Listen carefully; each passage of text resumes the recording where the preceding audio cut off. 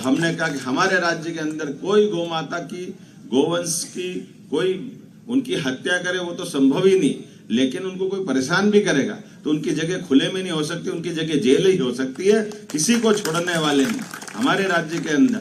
इसी प्रकार से खेती किसानी को बढ़ावा देते हुए, खेती किसानी को लगातार योजनाओं के आधार पर बढ़ाते हुए हमने प्रयास किया कि हमारे अपने राज्य के अंदर खेती के लिए पर्याप्त पानी की व्यवस्था करें। इसलिए इरिगेशन का सिस्टम भी बढ़ाते हुए हमने विश्व का पहला नदी जोड़ो अभियान केन बेतवा, जोरदार अभिनंदन माननीय प्रधानमंत्री का करें, जिनके माध्यम से यशस्वी नरेंद्र मोदी जी प्रधानमंत्री जी ने वो नदी जोड़ो अभियान की शुरुआत करी। और ये स्वर्गीय भारत रत्न अटल बिहारी वाजपेयी जी की कल्पना थी, उनका भी स्मरण करें, उनका भी जोरदार अभिनंदन करें, भारत रत्न अटल बिहारी वाजपेयी जी का। तो अर्थात पानी पर्याप्त देंगे।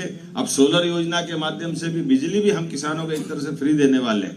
केवल पहले 40% सोलर पंप के लिए किसान को देना पड़ता था, 60% सरकार देती थी, लेकिन अब हमने तय कर दिया 60% भी जरूरत नहीं है, 40% भी नहीं, 90% पूरा अनुदान सरकार देगी।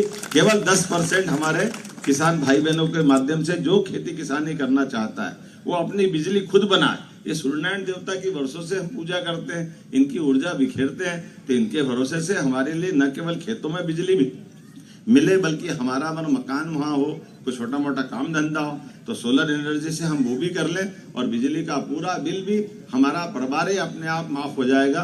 कि अब हमने गौशालाएं पंचायत चलाए, गौशालाएं समाज भी चलाए, तो जो घर घर गोपाल बनना चाहते हैं, जो दूध उत्पादन करना चाहते हैं, ऐसे में 25 गाय माता से ज्यादा का जो अपना प्रोजेक्ट लाता है उसमें 40 लाख का प्रोजेक्ट बनेगा, 10 लाख सरकार मिलाएगी, 30 लाख केवल उसको देना है। ये हमारे अपने राज्य के अंदर प्रत्येक व्यक्ति को जिनको दूध उत्पादन के माध्यम से अपनी आय बढ़ाना, हम उनको भी जोड़ना चाहते हैं। यहाँ किसान भाई बहनों के साथ व्यापारी बंधु भी बैठे हैं, मैं व्यापारी बंधु का भी अभिनंदन करना चाहता हूँ। इसलिए फूड पार्क के माध्यम से सभी किसानों के साथ साथ किसान को प्रॉपर उपज का दाम दिलाने में अगर सबसे बड़ी भूमिका है हमारे व्यापारियों की, व्यापारियों को बधाई देना चाहता हूं। जितने भी कृषि उपज मंडी का काम करने वाले व्यापारी गण हैं, आपके माध्यम से हमारा खेत खलियान आनंद में डूबता है। इसलिए हमने पहली बार अभी देश के अंदर भावांतर योजना जोड़ी है।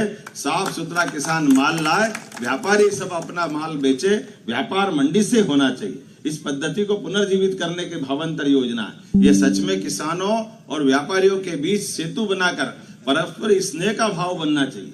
हमारा आपस में व्यापारी आनंद में रहेगा तो किसान अपने आप आनंद में रहेगा। जोरदार अभिनंदन करें ये दोनों वर्ग के बेहतरी के लिए।